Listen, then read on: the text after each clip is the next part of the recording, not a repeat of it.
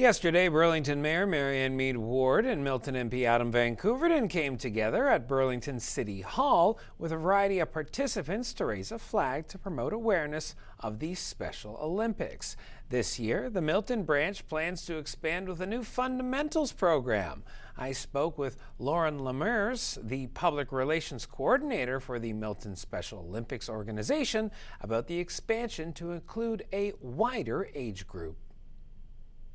Typically, our normal sports programming is for athletes 12 and up. This fundamentals program that we're introducing in the new year, 2025, we're actually going to be getting these youngsters involved. So that's athletes age 7 to 12. So we're going to have them coming in Sunday afternoons, just like a weekly team practice. They're going to come in with their parents and their caregivers, and we're going to be working week by week on those fundamental movement skills. So they're going to be doing this in fun ways, fundamentals, and they're going to be working alongside their caregivers along with our wonderful volunteers to work on movement skills like running, kicking, striking, things like that. That are going to be really foundational to their future involvement in Special Olympics programming when they get older. Now, beyond the actual sports themselves, what type of impact do you see these programs having on the individuals that take part? So on our athletes, I mean, you can see these impacts on various levels. So not only their physical health, they're getting out at least once a week, sometimes more, to train hard for these practices. Their mental health and their social interaction and inclusion, it's phenomenal. The way that these kids transform when they come to the beginning of practice versus the end of practice. And again, from the beginning of the season to the end of the season, it's phenomenal the way that they've developed socially, and just their spirit.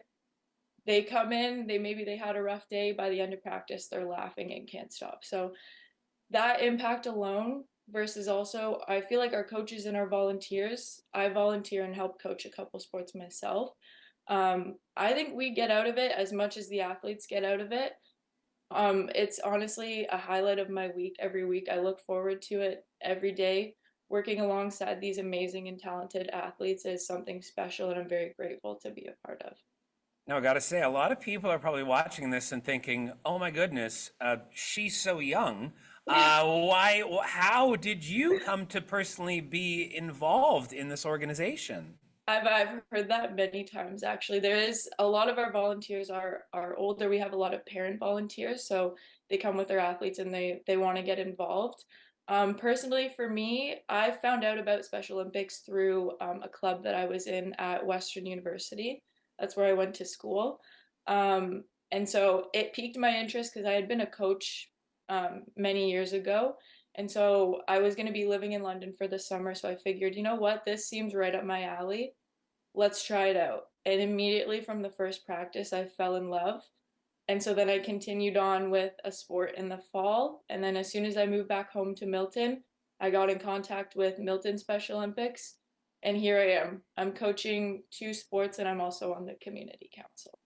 And that really is what we're here to do today, is for other people to have that experience as you had, because these programs do not run themselves. Let's make that clear. And there is a need for volunteers. So how would someone go about getting involved? So, like I said, volunteers and coaches are at the heart of these programs. They truly cannot be run without them. It's impossible. So we are looking for volunteers of all ages. So there's roles for everyone, and that's what I think people need to know because they hear Special Olympics, they're like, okay, I'm not too sports savvy. Maybe that's not for me. But we have roles that aren't just sport specific. We have coaches and assistant coaches. We also have team managers. We have roles on the community council. There's roles for everyone to make an impact. So if you resonate with the Special Olympics movement, then there's definitely a role for you. And those interested in volunteering can also find it on our website, as well as by emailing our community coordinator, Pat. Her email is also on our website on the contact us